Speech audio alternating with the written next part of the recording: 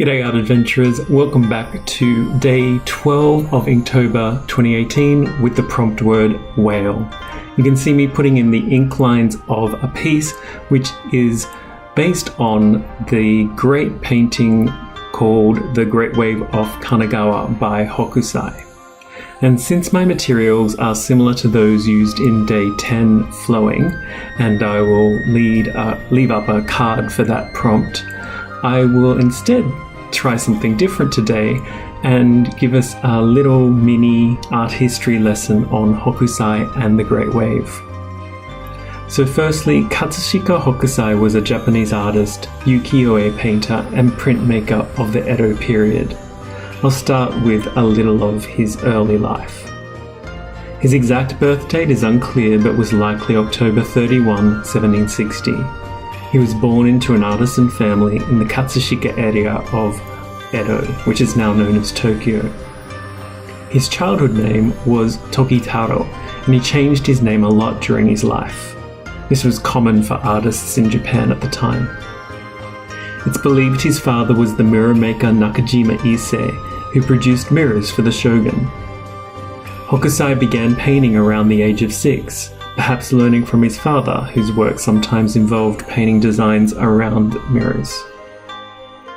At 12, his father sent him to work at a bookseller's. At 16, he was apprenticed as an engraver and spent 3 years learning the trade. At the same time, he began to produce his own illustrations.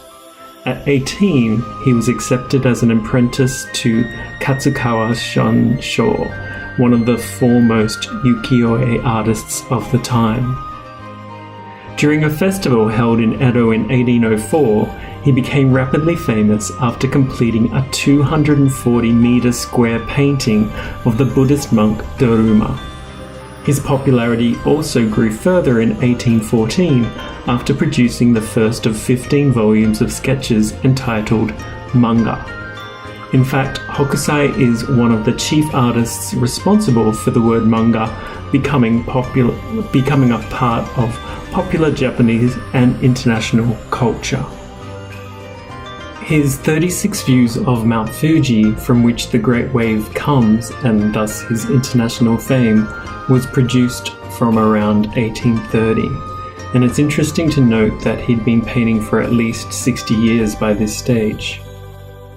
Hokusai created the 36 views both as a response of increased popularity of travel within Japan and also a personal obsession with Mount Fuji. 2 pieces in his 36 views secured his fame and eventually his enduring fame as one of the best known artists to have ever lived. Of course, the first was The Great Wave and the other was Fine Wind, Clear Morning. In the former, Mount Fuji is discovered by the viewer after the sweeping curve of the Great Wave leads your eye down towards it. And in Fine Wind, Clear Morning, Mount Fuji is the central subject, its unexpected brilliant reddish colouring demanding the viewer's attention. I feel that an aspiring artist can learn so much from the experiences that led Hokusai towards creating the Great Wave of Kanagawa.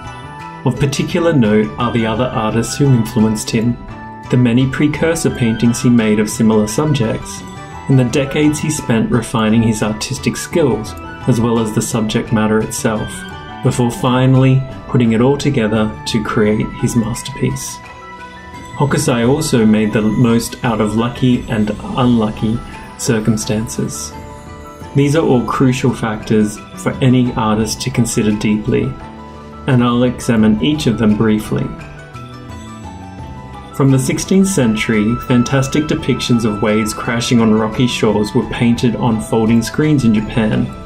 Hokusai drew many waves throughout his career, and in fact, the Great Wave can be traced over a 30-year period. Initially, he was inspired by other artists, and then later by 2 of his own prints, Kanagawa Oki Honmoku Nozu and Oshiokuri Hatotsusen Nozu. Both works have subject matters identical to the Great Wave, in fact, a sailboat and a rowboat respectively, as well as the big wave.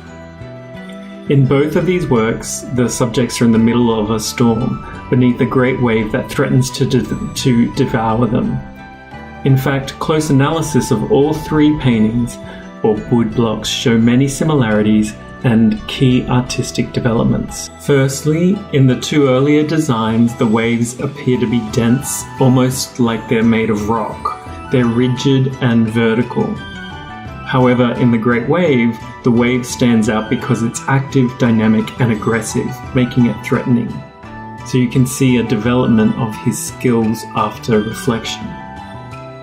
Secondly, the earlier images are very marked by the perspective traditionally used in Japanese painting, where a viewer would see the scene from a bird's eye view. But in the Great Wave, the depiction is more of a Western perspective, giving the feeling that the wave will break on top of the viewer. Thirdly, in the earlier prints the horizon is in the middle, whereas in the Great Wave the horizon is so low that it forces the viewer's eye to the very center of the action. Fourth, in the first two paintings there is a sailboat on the crest of the wave, as if it had managed to escape. Hokusai eliminated this element for the Great Wave because it interfered with the dynamic of the curve, and it makes the image more dramatic. And lastly, fifth, the first two prints have an uneven composition. They lack consistency, whereas the Great Wave only has two important masses, the wave itself and the vanishing point beneath the waves. In total, the wave shows the level of control that Hokusai had reached as an artist. The image, although simple in its design, is however the result of a long process, a methodical reflection, from which I think all artists can learn something. Finally, I'd like to finish this video with some words from Hokusai himself that he wrote in a postscript to his 36 Views of Mount Fuji series. From the age of 6, I had a passion for copying the form of things, and since the age of 50, I have published many drawings. Yet of all I drew by my 70th year, there is nothing worth taking into account. At 73 years, I partly understood the structure of animals, birds, insects and fishes, and the life of grasses and plants. And so, at 86, I shall progress further. At 90, I shall even further penetrate their secret meaning. And by 100, I shall perhaps truly have reached the level of the marvelous and divine. When I am 110, each dot, each line will possess a life of its own. Unfortunately, Hokusai died on May 10, 1849, at the age of 88. And so he was never able to realize his vision.